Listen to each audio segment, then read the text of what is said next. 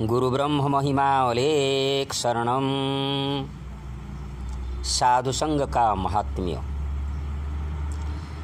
सत्य सनातन महिमा धर्म के प्रवर्तक विश्ववंदनीय श्रीमद् प्रबुद्ध गुरु महिमा महाप्रभु जी का यह उपदेश है कि संसार त्यागी जगत उद्धार करता एक अद्वितीय परम ब्रह्म में निष्काम भाव से नित्य निरंतर लय रखने वाले साधु संतों का प्रतिदिन संसर्ग करते हुए अर्थात सेवा, आज्ञा पालन, ग्रंथ अध्ययन एवं उनके श्रीमुख से सत्य सिद्धांत वाणी का श्रवण में तत्पर रहें।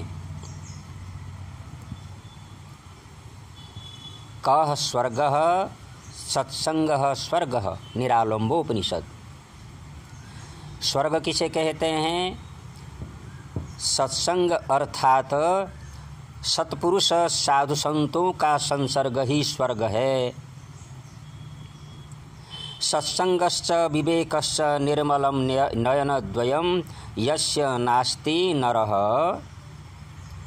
सुवन्धः कथं नापदमार्गगः। कुलार्णव तंत्र।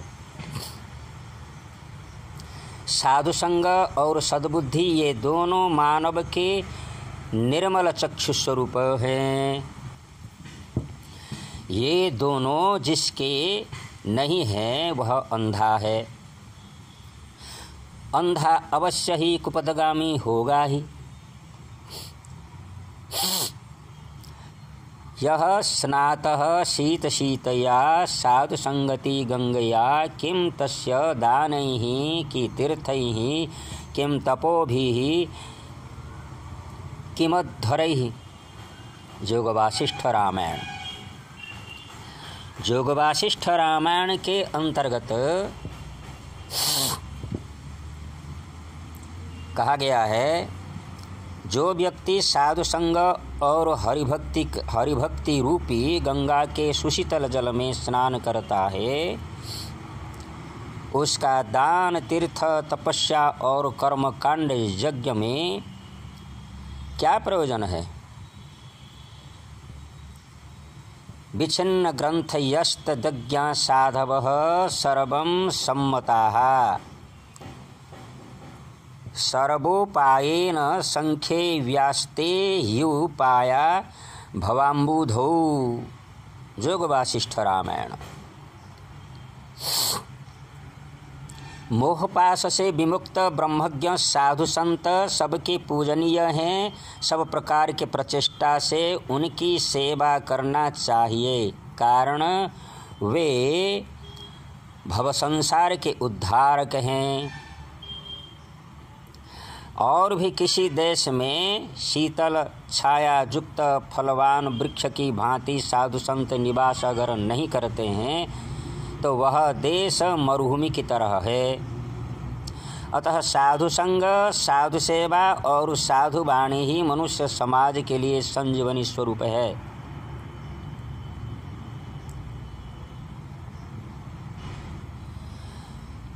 संत तुलसीदास जी श्री रामचरित मानस में बोले हैं, साधु चरित शुभ चरित कपासु निरस विशद गुणमय फल जासु।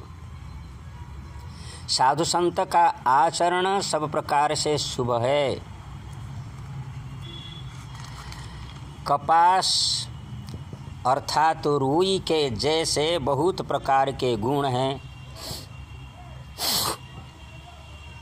जैसे रुई सफ़ेद है वैसे संत ज्ञान, बुद्धि और स्वभाव से निर्मल होते हैं।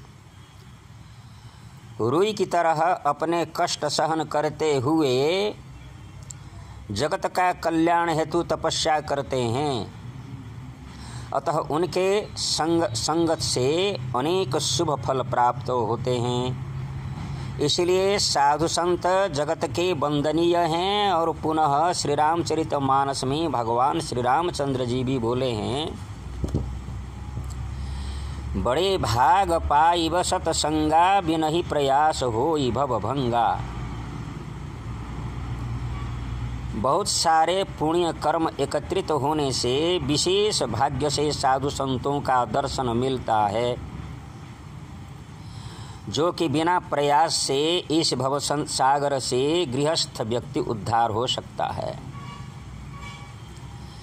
नलिनी दलगत जलवत् तरलम तद्वत् जीवन मतिशय चपलम क्षणमपि सज्जन संगतिरेका भवति भवार्णव तरणे नौका।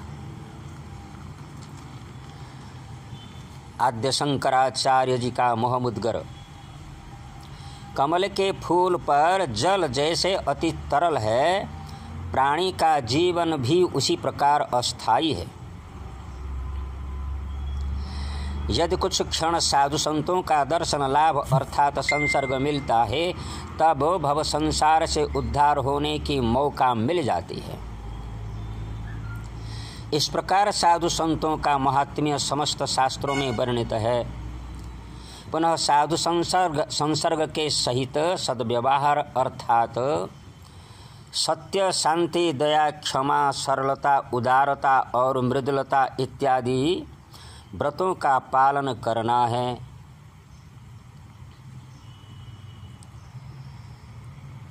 सत्पुरुष अर्थात सत्य का संग स्वरूप है। ये सब ब्रह्मोपासकों का सर्वादौ अवलंबनीय है। ब्रह्मज्ञ साधु संतों का संग और सत्कर्म संपादन में तथा सतपथ में चलने वाला व्यक्ति को सत्पुरुष कहा जाता है। सत्यमेव जयते नानृतम मुंडकोपनिषद। इसलिए हर जगह में सत्य पूजित तथा जय लाभ करता है।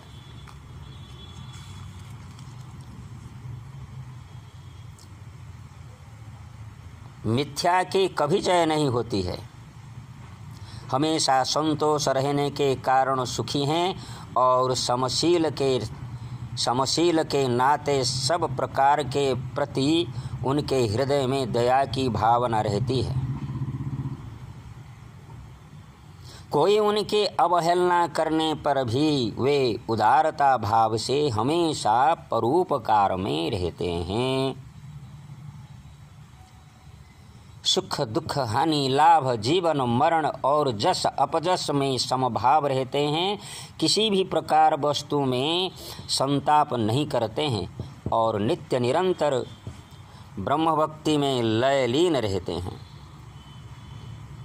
अतः हे जगतवासी, सदैव साधु संतों का संग और सेवा में नियुक्त रहना एकांत आवश्यक है। गुरु ब्रह्म महिमा अलेख शरणम, परम ब्रह्म महिमा अलेख शरणम, सच्चिदानंद ब्रह्म महिमा अलेख शरणम।